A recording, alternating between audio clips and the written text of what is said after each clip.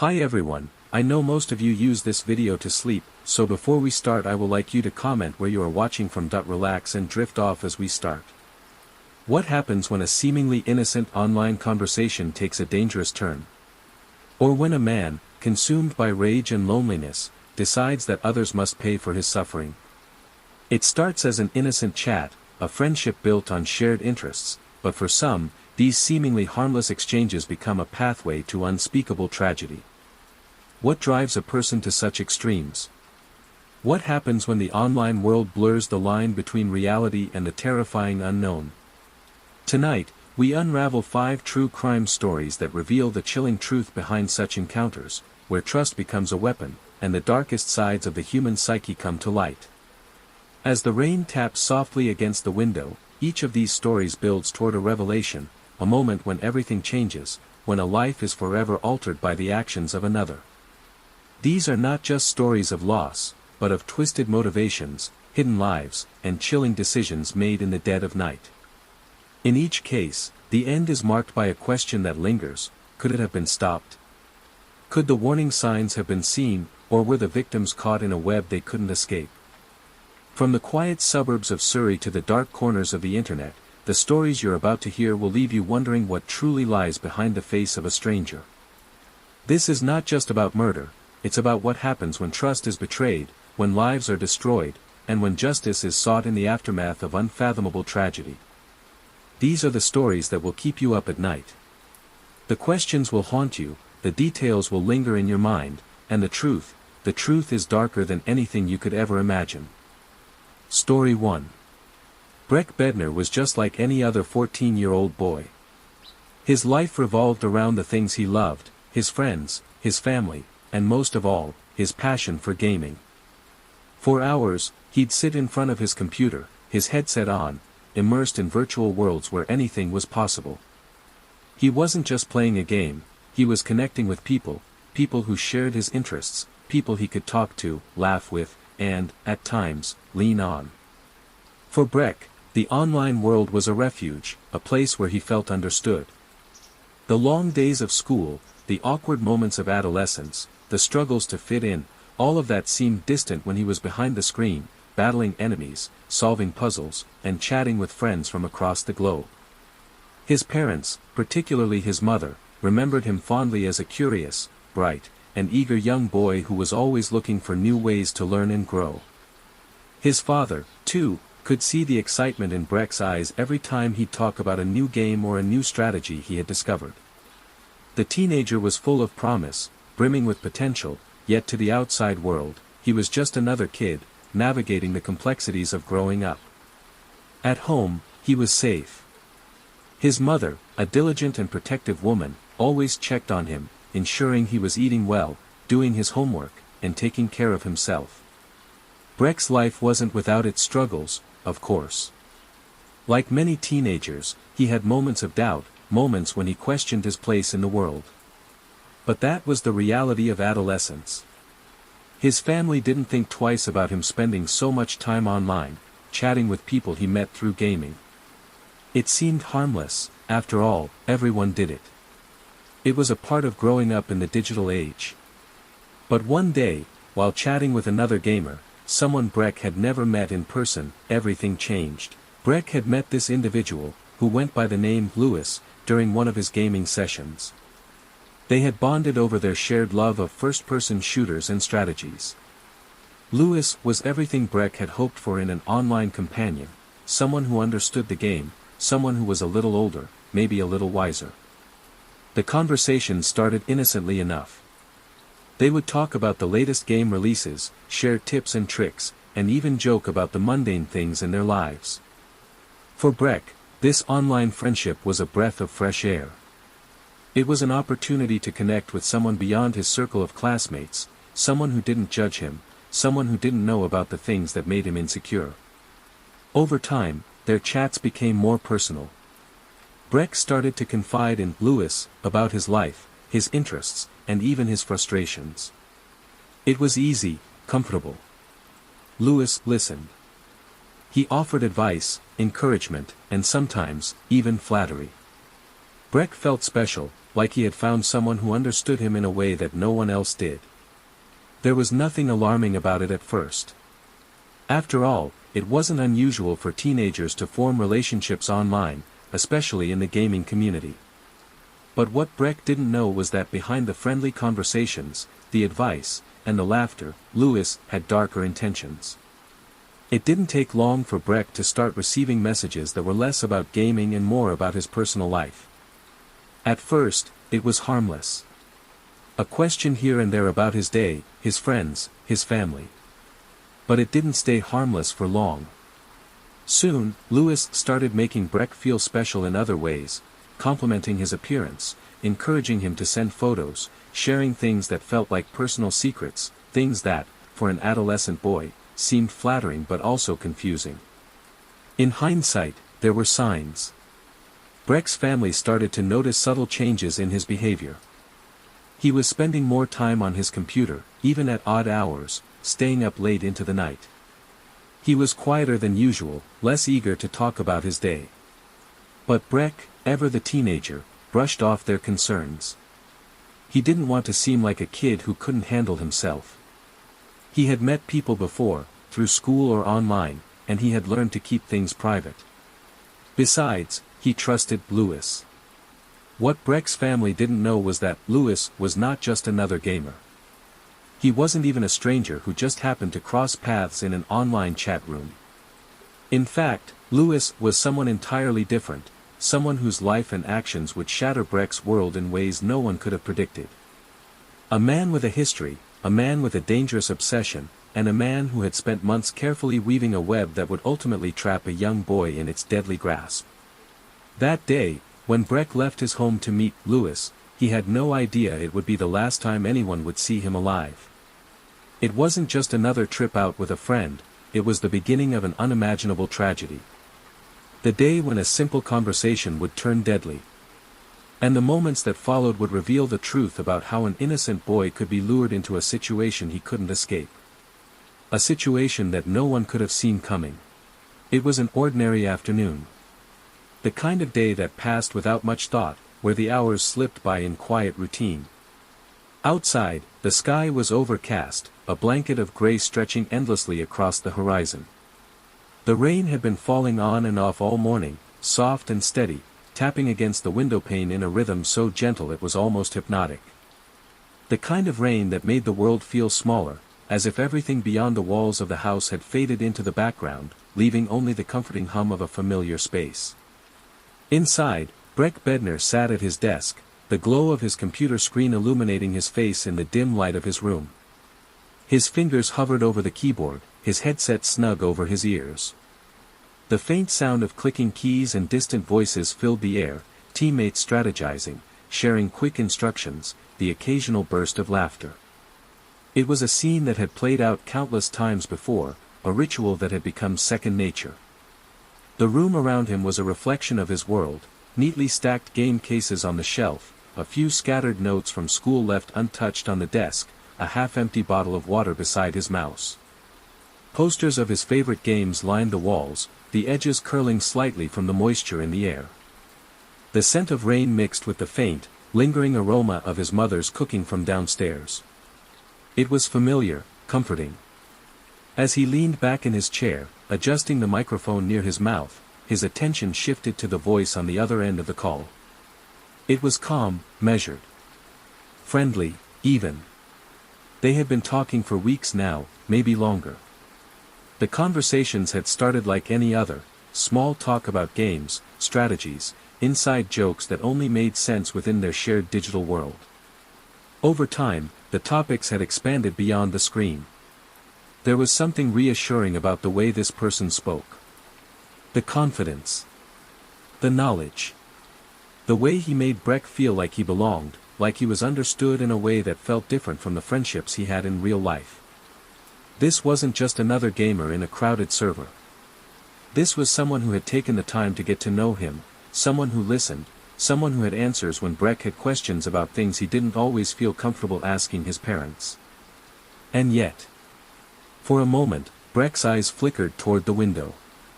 The rain had picked up again, heavier now, streaking against the glass in thin rivulets.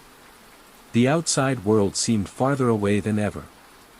The voice in his ear continued, smooth and engaging, weaving words together in a way that made it easy to listen, easy to trust. But something lingered at the edges of his mind, a feeling he couldn't quite place. A hesitation. A question he had never fully formed. He brushed it aside.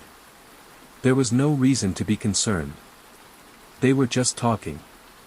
And yet, in the days that followed, that voice would begin to ask for more. More trust. More time. More secrets. By the time Breck truly questioned it, it would already be too late. She thought he was just playing a game. It was a normal evening, one of many that had come before it. The faint sound of clicking keys and muffled laughter drifting from his room. The familiar glow of his computer screen spilling onto the walls. She had checked on him, just like she always did. Asked if he was hungry. Reminded him it was getting late. He had answered, his voice casual, distracted. Just a few more minutes, he had said. It was nothing out of the ordinary. She had no way of knowing that those words would be the last she would ever hear from him. The hours passed, the house settling into the quiet rhythm of the night. She assumed he had gone to bed. Assumed he had shut down his computer, placed his headset on its usual spot, climbed under the covers, and drifted off to sleep. But when the morning came, his bed was still made. His room untouched. His phone unanswered. The panic set in slowly at first, a creeping sense of unease that tightened around her chest. He wasn't in his room. He wasn't in the house. The questions came in a rush, each one worse than the last. Where had he gone? Why hadn't he said anything? Why wasn't he answering? Then the call came. Nothing prepares a mother for those words. Nothing prepares a mother for the moment when the world as she knows it is shattered beyond repair. She couldn't comprehend it at first. Couldn't process the weight of what she was being told. He was gone.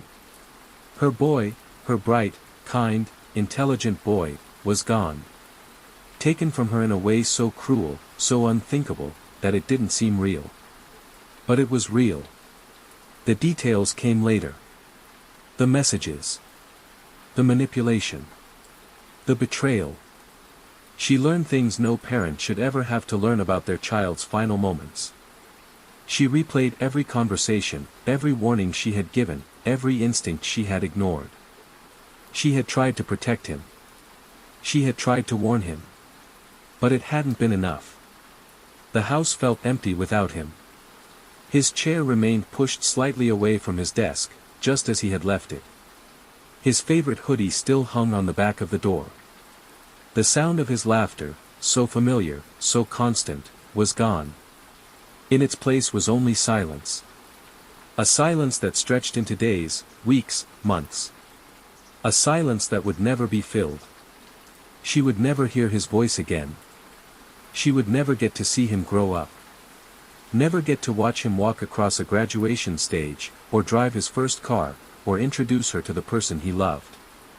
All of it, every moment, every possibility, stolen in an instant. And for what? A friendship that was never real. A trust that was never earned. A life that should never have been taken. If you were in Breck's shoes, what would you have done? Would you have seen the warning signs? Or would you have trusted the wrong person, just like he did? Story 2. The rain fell in heavy sheets that night, washing over the quiet streets of Pittsburgh. Streetlights flickered against the wet pavement, their dim glow stretching into the darkness. The gym stood at the end of a strip mall, its glass windows reflecting the empty parking lot, the occasional car passing by, headlights slicing through the storm. Inside, the steady hum of treadmills, the rhythmic clang of weights, the murmur of conversation filled the air. It was an ordinary evening. People pushing through their workouts, unaware that in just moments, their lives would be changed forever. At 8:15 p.m., George Sedini stepped through the front doors. He moved with purpose, his expression unreadable, his hands steady as he carried a duffel bag by his side. No one paid much attention to him. A middle-aged man, quiet, unremarkable. He had been here before, blending into the background like so many others. But tonight was different. Tonight, he wasn't here to work out. He wasn't here to watch from the sidelines, to sit in the corner with his eyes fixed on the people who barely noticed him. Tonight, he had come to make them notice. He walked toward the aerobics room, where a group of women had gathered for their evening class. Laughter echoed through the space, music pulsing from the speakers as they moved in sync, oblivious to the man standing just outside the door. He reached into the bag, his fingers wrapping around cold metal. Then, without a word, without hesitation, he turned off the lights and pulled the trigger. The gunfire tore through the silence. Chaos erupted as screams filled the air, bodies scrambling for cover, desperate to escape. But there was nowhere to run. And then, just as suddenly as it began, it was over. 4 people lay motionless, 3 of them never to rise again. And George Sedini, the man who had orchestrated this nightmare, lay among them. His final act, turning the gun on himself. It was a massacre, shocking in its brutality. But the question remained, why? What had driven this man, this seemingly unassuming figure, to commit such an atrocity? The answer lay in a world few had ever heard of. A world hidden in the depths of the internet, where anger festered, where loneliness turned to resentment, where men like George Sedini found not solace, but fuel for their darkest thoughts. They called themselves incels. Short for involuntary celibates, they were men who believed they had been denied the one thing they desired most: affection, intimacy, attention from women. To them, the world was unfair, a system rigged against them. And George Sedini, a man consumed by decades of rejection and self-hatred, had spent years in these forums, absorbing their words, feeding his bitterness, spiraling further into a mindset that told him one thing: he wasn't the problem. They were. For months leading up to the shooting, he had documented his thoughts in a blog, a disturbing window into his mind. He wrote about his frustration, his isolation, his belief that women had ignored him all his life. He detailed his plans, his certainty that violence was the only way he would ever be remembered. And on that August night, he carried out exactly what he had promised. But this wasn't just the story of one man. It was a warning. Because George Sedini was not alone. George Sedini lived in the shadows of his own life. To the outside world, he was just another face in the crowd, quiet, unremarkable, easily overlooked. He went to work each day, returned home to an empty house each night, and repeated the cycle again and again. There were no close friends to check in on him, no family gatherings to attend. His world was small, confined to the spaces between his home, his office, and the occasional visit to the gym. But inside his mind, a different story was unfolding. For years, George had carried a resentment that grew with each passing day. It wasn't sudden, not an explosion of rage that came out of nowhere. It was slow, like a smoldering fire, feeding on every rejection, every moment of isolation, every interaction that reinforced his belief that he was invisible. He had never been married. Never had a long-term relationship. Never experienced the kind of connection he so desperately craved. And in his mind, the blame was never his to bear. He started searching for answers, looking for a reason why his life had turned out this way.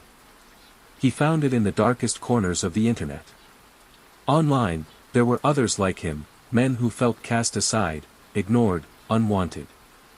They called themselves incels, men who believed they had been denied love and intimacy not because of their own actions, but because of an unjust society that valued only a certain kind of man. A man they would never be. He read their words, absorbed their anger, let their bitterness seep into his own thoughts. The more time he spent in these spaces, the more his frustrations hardened into something else, an ideology, a belief that the world had robbed him of the life he deserved. He wasn't alone. And that, perhaps, was the most dangerous realization of all. He wrote about his grievances in a blog, an online diary filled with confessions, frustrations, and plans. He documented his daily routine, his thoughts on women, his growing certainty that violence was his only way out. But no one was reading. No one cared. And that only fueled his rage further. The gym had been a place of routine for him. A place where he could exist in the background, unnoticed, watching from a distance. He had been going for months, sitting in the corner, observing. But the police couldn't make sense of it. At first, they searched for a connection between George and his victims. They looked for signs that he had been stalking one of the women, that there had been some kind of personal vendetta. But there was nothing. No prior altercations, no recorded disputes, no history between him and the people he killed. It didn't make sense. Why here? Why these women? It wasn't until investigators stumbled upon his blog that they began to understand. Because in the days leading up to the attack, George had left behind a chilling record of his final thoughts. A final message to the world, one that revealed his true intentions. And what he wrote would leave no doubt about what was coming next. They never thought their day at the gym would be their last. It was supposed to be just another evening, one more workout, one more class, one more routine that had become a familiar part of their daily lives. The women in that aerobics room had come to move, to push themselves, to laugh with friends and momentarily escape the worries of the outside world. They had no reason to feel unsafe. No reason to suspect that a man had been watching, waiting, carrying a hatred they had never even known existed. They didn't see him when he walked in. They didn't notice the way he stood at the door, his fingers tightening around the weapon hidden inside his bag. By the time the lights went out, by the time the first shot rang through the room, there was no time to react. No time to understand what was happening. 3 women lost their lives that night. Heidi Overmere. Elizabeth Gannon. Jody Billingsley. Daughters, sisters, friends. They had stories, dreams, futures that were stolen in an instant. Heidi, 46 years old, had a sharp wit and a kindness that made people feel at ease. She was the kind of person who remembered birthdays, who checked in when someone was having a bad day, who never hesitated to offer a helping hand. She had spent years building a life she was proud of, working hard, surrounding herself with people who cared about her. She had gone to the gym that night, like she had so many times before, never imagining it would be her last time walking through those doors. Elizabeth, 49, had always been full of energy, the kind of person who lit up a room with her presence. She had worked tirelessly to build a good life, to stay healthy, to enjoy the things that made her happy. The gym was one of those things, a place where she felt strong, in control, alive. She had no idea that as she laced up her sneakers, as she took her place in the aerobics class, someone had already decided that she wouldn't be walking out. Jody, 38, had her whole future ahead of her. She had spent years working toward her goals, pushing herself, making plans. Her friends knew her as someone who could always make them laugh, someone who saw the best in people, someone who made even an ordinary day feel special. But for her, there would be no more ordinary days. No more celebrations. No more chances to chase the dreams she had been working so hard for. The loss was unbearable. Their families would never get to hear their voices again. Never get to share another holiday, another phone call, another simple moment that now felt like it had been taken too soon. The empty seats at the dinner table, the birthdays that would pass without them, the silence where their laughter used to be. These were wounds that would never fully heal. And for what? A man they had never met. A stranger who had decided, without ever knowing them, that they didn't deserve to live. Could this tragedy have been prevented? Was there a moment, somewhere in George Sedini's past, where someone could have seen the signs? Could someone have stopped him before his anger became a weapon? Before he made a decision that could never be undone? Or was this always going to happen?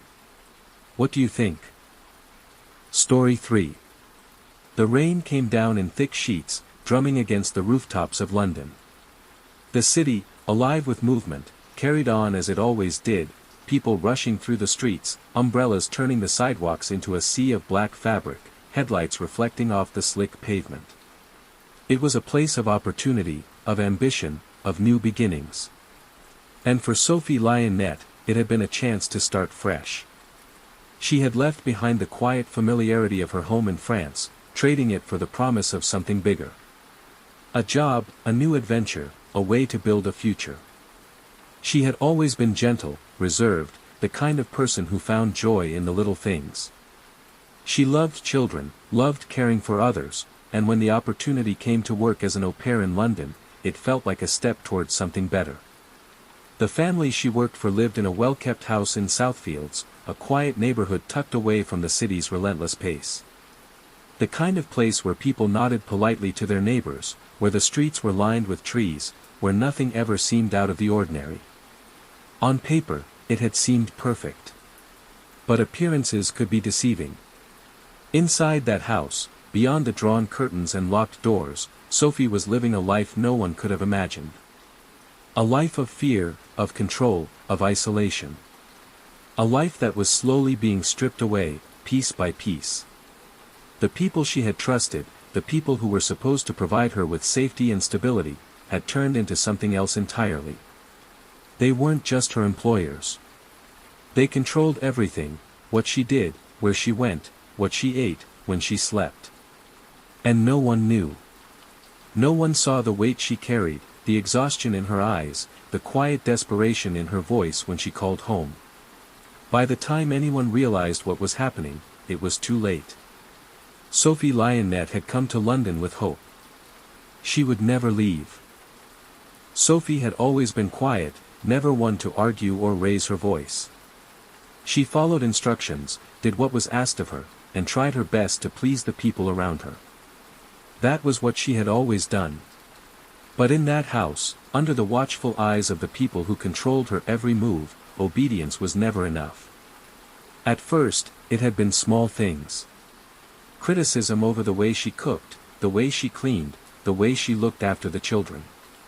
Little remarks that chipped away at her confidence, making her second-guess herself. Then came the isolation. Her phone calls home became infrequent, cut short by excuses. She was too tired, too busy, too overwhelmed. And when she did speak to her family, she never said much. Nothing was wrong, she insisted. Nothing at all. But there were moments. Subtle, fleeting moments when the truth slipped through. A hesitation in her voice. A pause before she answered. The way she always seemed to reassure her mother that everything was fine, even when she hadn't been asked. The people who employed her, Sabrina Kuder and Wissam Meduni, were not what they seemed.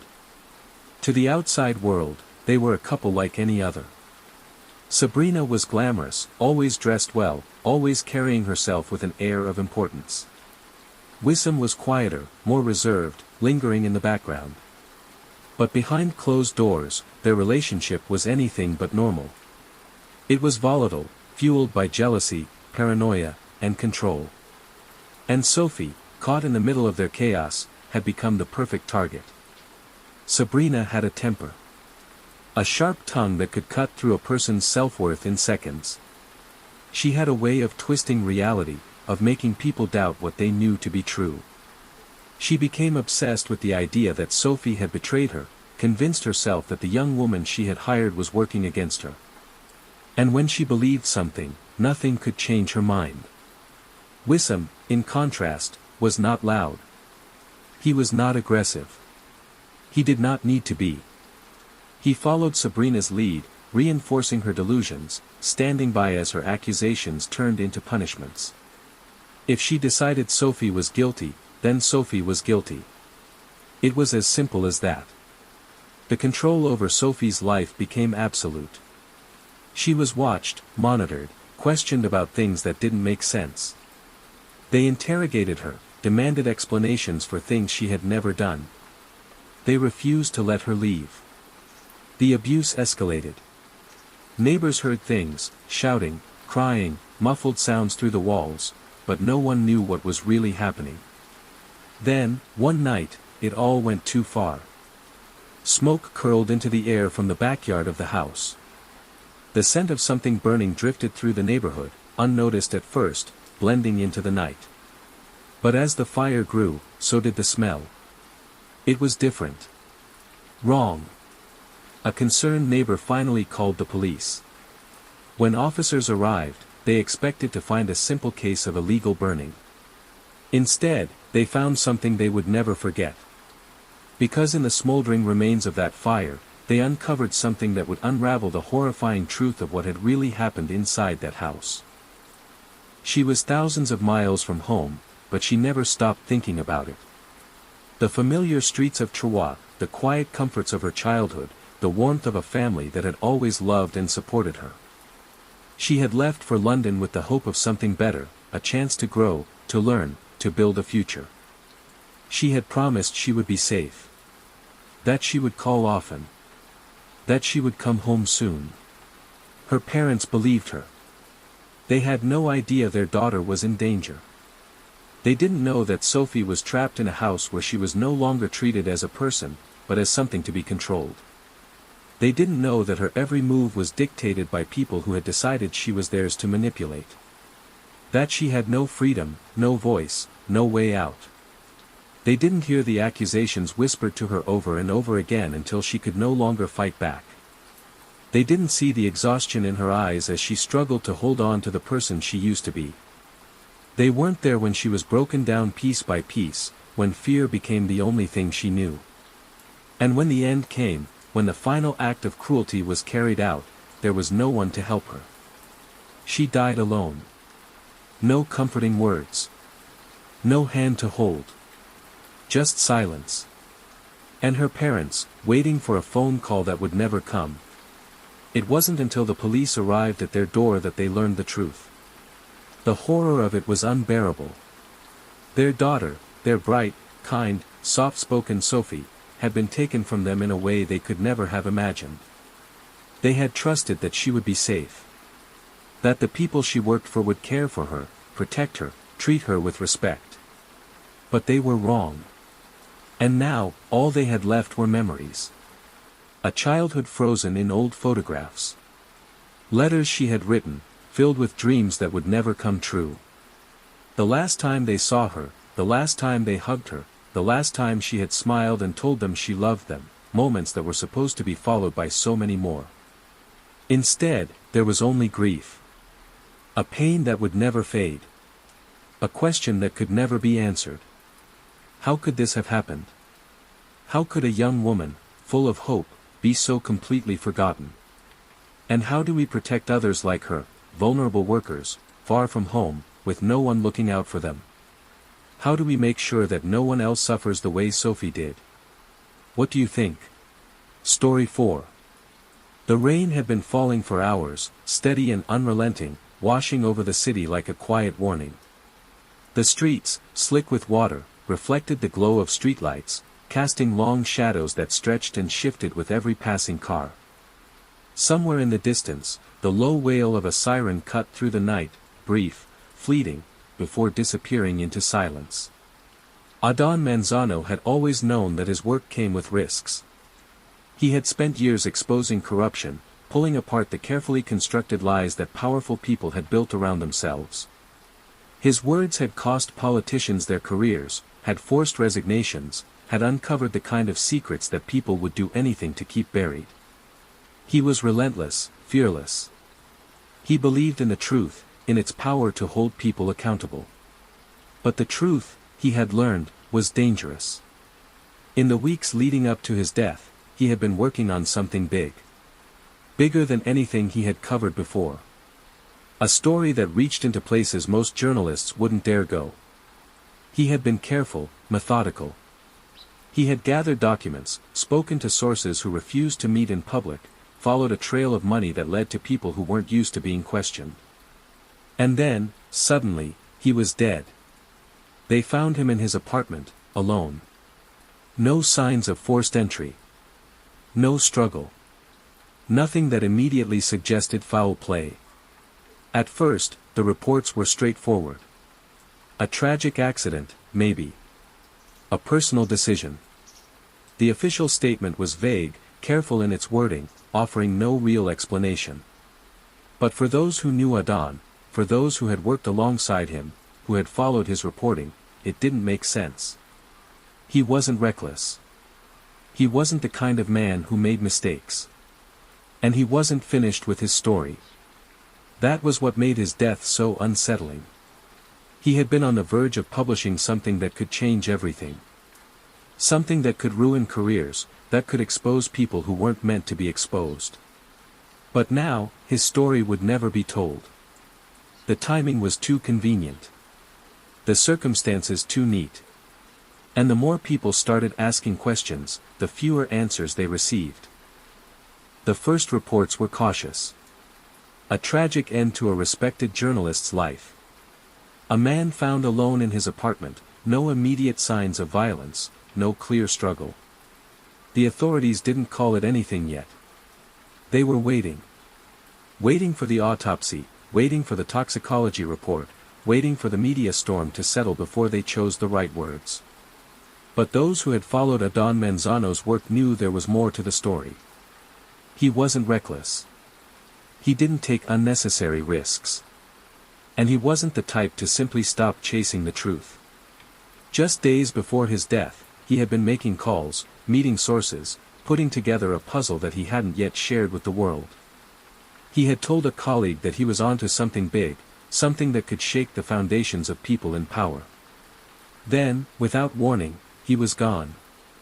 The investigation started quietly. A routine inquiry into the death of a public figure. The police released a carefully worded statement: no foul play suspected, an ongoing investigation, no further details at this time. But that didn't stop the speculation. Some whispered that it was suicide. A journalist, weighed down by the pressure of his work, taking his own life in a moment of despair. Others suggested something more random, an accident, an unknown medical condition, something that could explain why a healthy man in the prime of his career had died so suddenly. But neither explanation seemed to fit. The people closest to him pushed back against the idea that Adán had been struggling. He had been focused, determined, excited even. He had spoken of his latest investigation with urgency, his notes meticulous, his research airtight. He wasn't done yet. And then came the inconsistencies. The apartment, too clean, too undisturbed, as if it had been prepared for discovery. The reports, contradictory, incomplete, shifting with each passing day. The toxicology results, delayed, then revised, then quietly released without drawing attention. And then there was the missing notebook. Adán carried it everywhere. It wasn't just where he jotted down facts and figures, it was where he pieced together the connections others missed.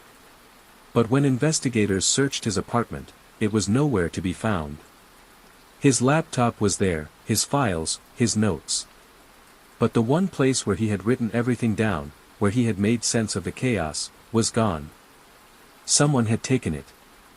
The deeper the investigation went, the more doors began to close. Sources who had once been eager to talk suddenly refused to answer calls. Documents disappeared.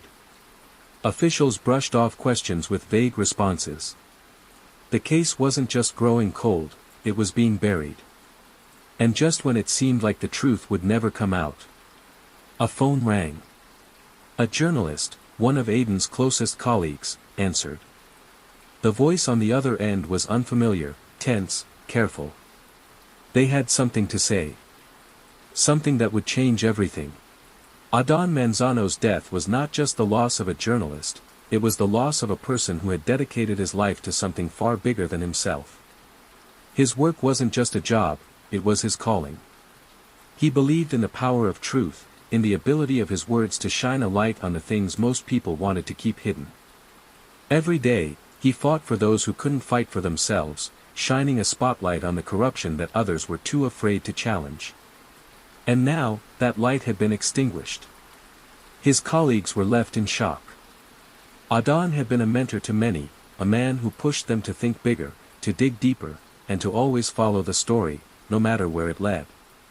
He had taught them to look beyond the surface, to question the easy answers, and to trust their instincts when something didn't feel right.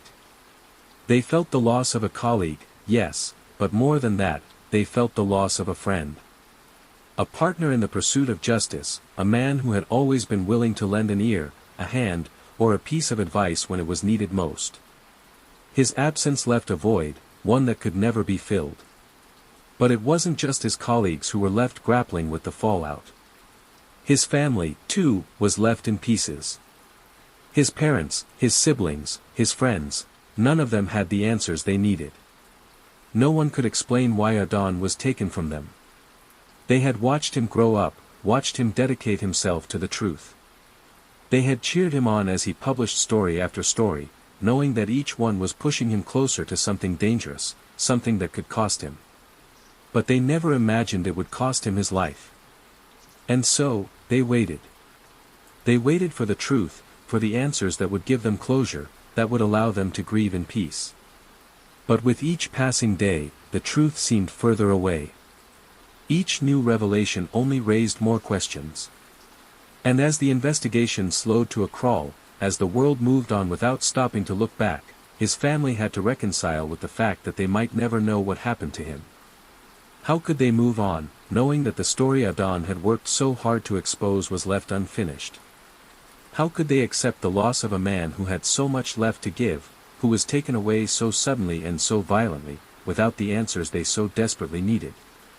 Aidan's family wasn't just mourning the death of a man, they were mourning the loss of justice. The loss of the truth that was left behind, covered in shadows and silence.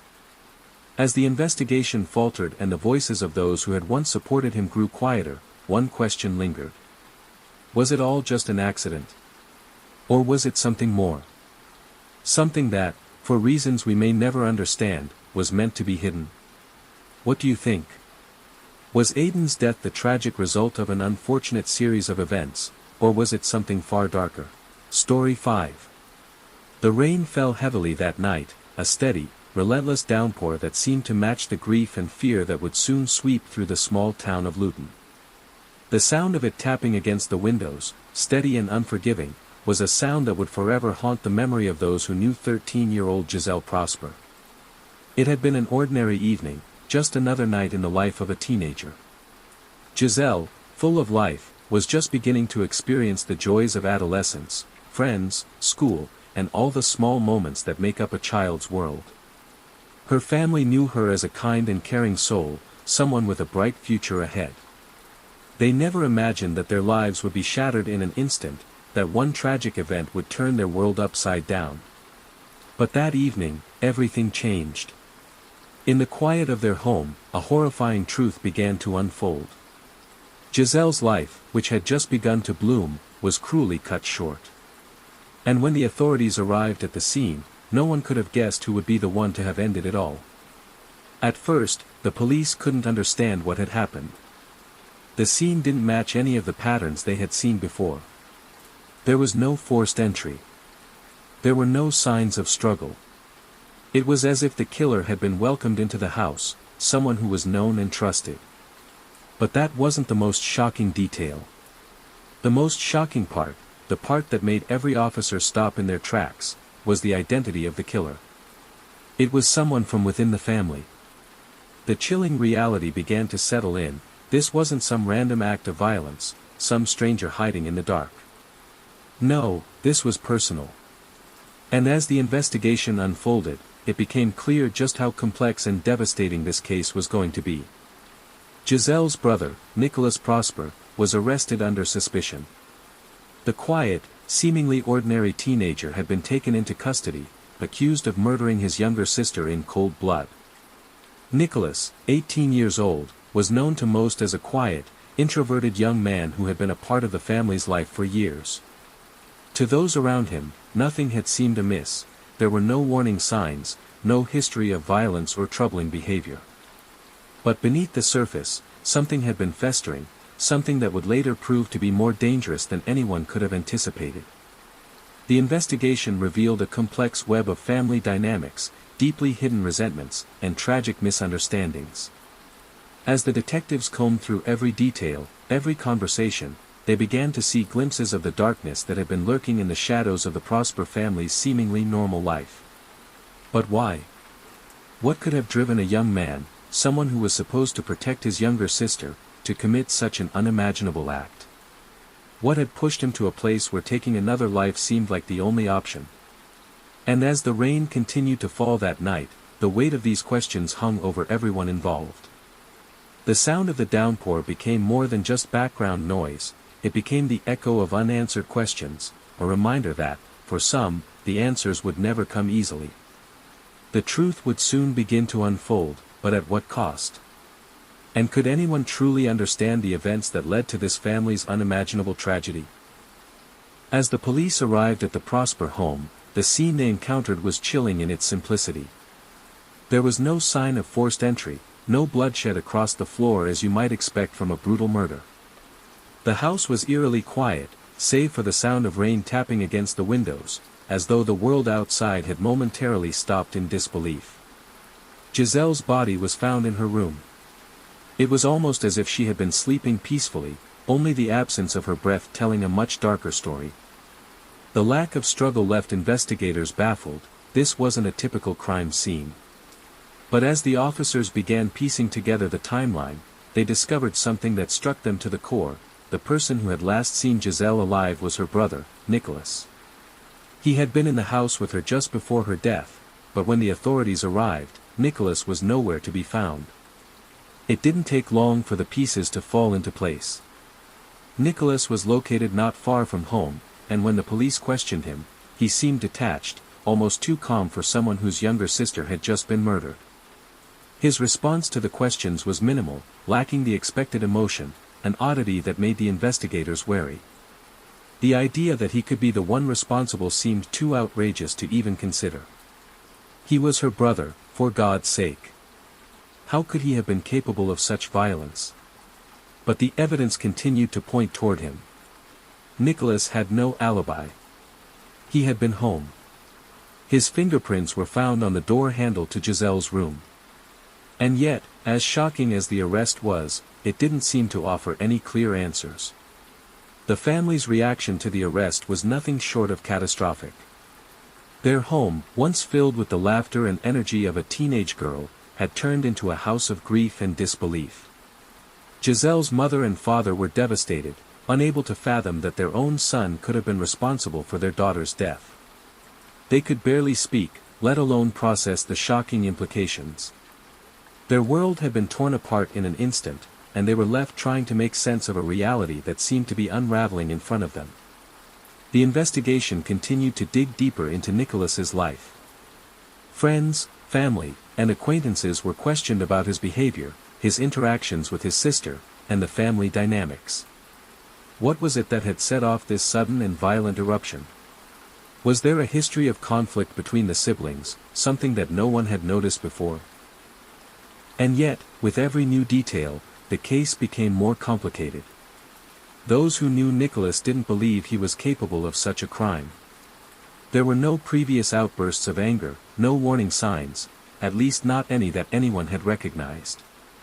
To them, Nicholas was just a quiet young man, perhaps a bit withdrawn, but nothing that would explain this horrific act.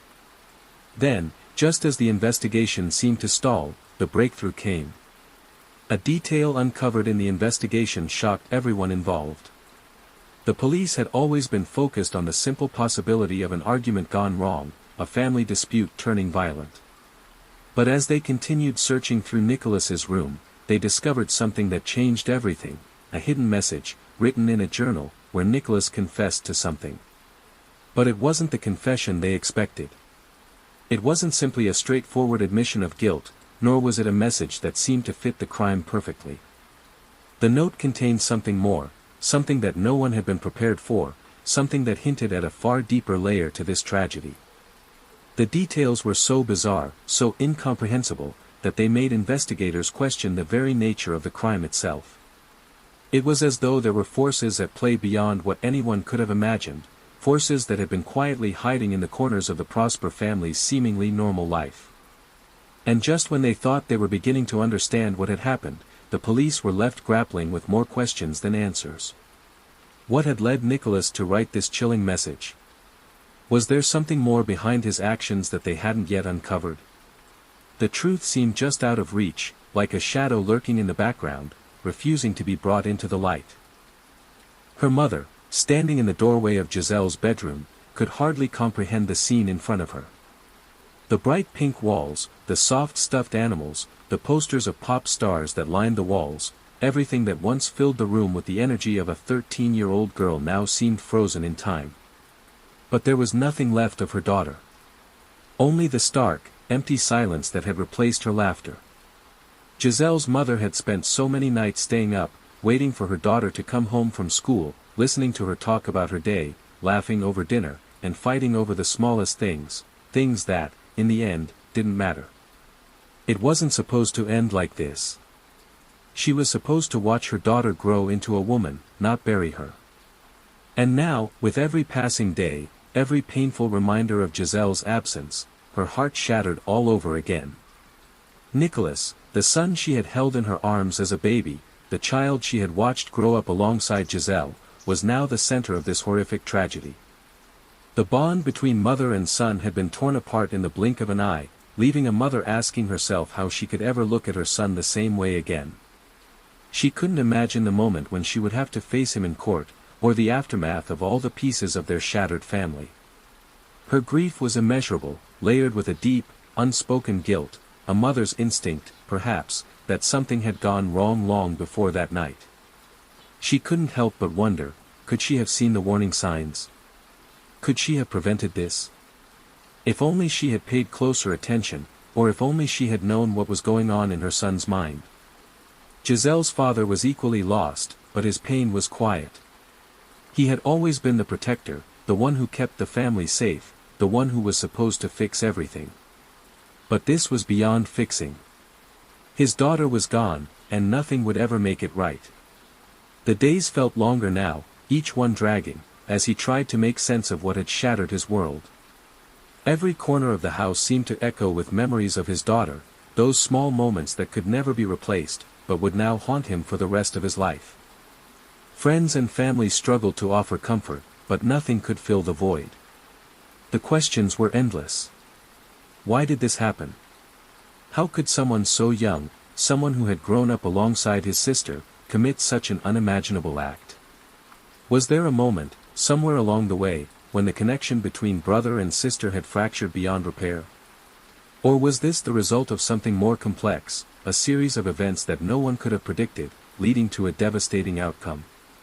And as the investigation continues, one thing becomes clear: there are no easy answers. Perhaps there never will be. How do you reconcile the image of a young boy who once played with his sister, laughed with her, and shared secrets with her, with the boy who now stands accused of taking her life? What went wrong? What part of their family dynamic was hidden from view? Was it jealousy, anger, or something far deeper, something that couldn't be explained by the simple answers that the world demanded? As the case moves forward, it will inevitably draw more questions. And as for Giselle's family, they will never be the same again. The innocence of their family was destroyed the night her life was taken. They will never hold the same memories of their children, never see their family in the same light. The tragedy will be with them forever, etched into their lives in a way that will never fade. As the rain continues to tap relentlessly against the windows, we reflect on the stories we've just unraveled. 5 lives, 5 families, each touched by tragedy in ways that we can barely begin to understand. The chilling nature of each case leaves us questioning how well we truly know the people around us, and what lies hidden behind the most ordinary of facades. Breck Bednar, a young boy who trusted the wrong person online, paid the ultimate price for a friendship that turned deadly. His family, shattered by a loss they never saw coming, is left to wonder, could they have known? Could they have protected him from the unseen dangers of the internet? George Sedini's rage-fueled attack on innocent women at a gym serves as a stark reminder of how deeply isolation and anger can fester within those who feel discarded by society. The quiet desperation behind his actions leaves us wondering, how much can someone's pain influence the world around them? Sophie Lyonet's tragic fate, at the hands of the people she trusted most, makes us question the dark side of domestic employment. How could the people she worked for, people who should have been protecting her, turn into her worst nightmare? Her family, far away, had no idea the danger lurking in their daughter's new life. Adon Manzano, a journalist who dedicated his life to exposing corruption, became a victim of the very system he sought to uncover. His death, shrouded in confusion and potential cover-ups, leaves his family, colleagues, and the world with more questions than answers. Could his pursuit of truth have led him to his demise, and who was willing to silence him? And finally, the heartbreaking story of 13-year-old Giselle Prosper, taken from her family by the very brother who was meant to protect her. The investigation into her death continues to uncover unsettling details, making us wonder, what drove a child, raised alongside his sister, to commit such an act? What was lurking in his mind that no one could see? These stories are tragic, but they also serve as haunting reminders of the darkness that can exist in the most unsuspecting places. They remind us that, sometimes, the people closest to us can harbor secrets, desires, or emotions that remain hidden until it's too late. Now, I want to hear from you. Which case shocked you the most? Which story left you questioning the world around you? Leave your thoughts in the comments below. I'd love to know what you think. And if you're fascinated by true crime and want to hear more, make sure to subscribe to our channel, so you don't miss any of our upcoming videos. Trust me, what we have next will leave you speechless. You won't believe what happened in this case. Until then, stay safe, and keep questioning the world around you.